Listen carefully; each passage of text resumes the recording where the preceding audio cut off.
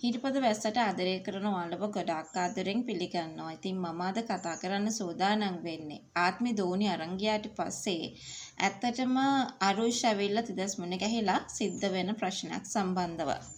ඉතින් වීඩියෝ එකට යන්න කලින් සිහිපත් කළ යුතුයි. ඒ තමයි මේ වගේ වීඩියෝස් දිනපතාම බලන්නට ඔයා කැමැත්තක් වගේම උනන්දුවකුත් තියාගෙන ඉන්න කෙනෙක් නම් අනිවාර්යෙන්ම මගේ channel එක subscribe කරලා මාත් එක්ක එකතු වෙන්න.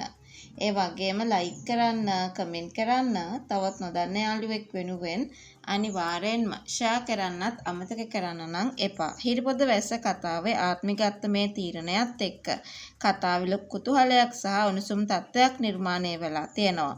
මවක් විදිහට දරුවගේ ආරක්ෂාව ගැන හිතලා අයගත්ත මේ තීරණය ඉතාමත් තීරණාත්මකයි. මේ සිදුවීම් දාමේ අපිට මෙහෙම විශ්ලේෂණය කරන්නත් හැකි.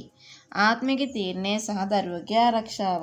තිදස් දරුවා ගේනකන් දවස් ගණනාවක් ඉවසිල්ලෙන් බලාගෙන සිටි ආත්මිට අරුෂ් වැනි පුද්ගලයෙක් අසල දරුවා තැබීම කොහෙත්ම ආරක්ෂිත නැති බව වැටහුණා. දරුවා නිදාගෙන සිටියේදීම රැගෙන යාම අයගත් බුද්ධිමත් මෙන්ම අවදානම් සහගත පියවරක්.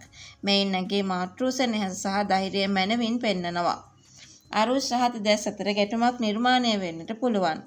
අරුෂ් හැම විටම සැක කරන්නේ තිදස්වයි. දරුවා අතුරුදහන් වූ වහාම ඔහු තිදස් වෙතට යන්නේ නිසයි. නමුත් එහිදී සිදු වූ දේ අරුෂ් බලාපොරොත්තු නොවූ දෙයක්.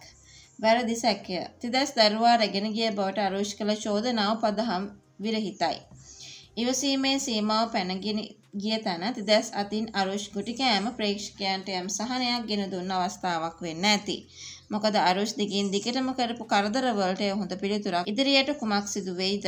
දැන් දරුවා ඉන්නේ ආත්මි ළඟ වුණත් ඇය සැඟවී සිටීමට සිදු වෙනවා. හැබැයි අයගේ මුහුණ වෙනස් නිසා අයිට ඒක කරන්න ලේසි.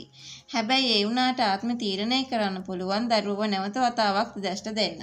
මොකද මේ ගෙදර ඉන්නවට වඩා දරුවා ආරක්ෂිතයි තිදස් ගෙදර ඉන්න එක. මොකද අරුෂ් තිදස් ගෙදර දන්නේ නැති නිසා. පොලිසිය මේ සිදුවීමට මැදිහත් වුණොත් ආත්මට දරුවා තබා ගැනීමට නීතිමය ගැටලු ඇති වෙන්න පුළුවන්. හැබැයි ඉතින් Taman අම්මා කියලා පෙන්නන්න කාලයක් ගත වෙන හින්දා මොකද එයා අසනීප තත්ත්වයෙන් හිඳලා තියෙන හින්දා ඔන්න ඔතන තමයි ප්‍රශ්නේ තියෙන්නේ. කිසි දෙයක් අහුවෙන්නේ නැති වෙන විදිහට තමයි ආත්මෙ තීරණය කරේ දරුවව තිදස්ට නැවත වතාවක් ලබා දිය යුතුයි කියලා. ඉතින් කොහොමනත් දරුවට තිදස් ආදරේ කියලා ඇත්තටම ආත්මෙ දන්නවා.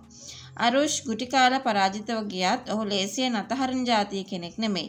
ඒ හින්දා තිදස්ට වගේම ආත්මිටත් ඉදිරියේදී වඩාත් කල්පනාකාරී වෙන්න සිදු වෙනවා කියලයි මම ඔයාලට මතක් කරන්නේ. ඉතින් ඔයා හිතන විදියට ආත්මි දරුවත් අරගෙන කොහෙට යයිද? ඇයි තිදස්ට මේ දේ දැනුම් දෙයිද? ඔයාට හිතන දේ කමෙන්ට් එකකින් අපිට කියන්න අමතක කරන්න නම් එපා.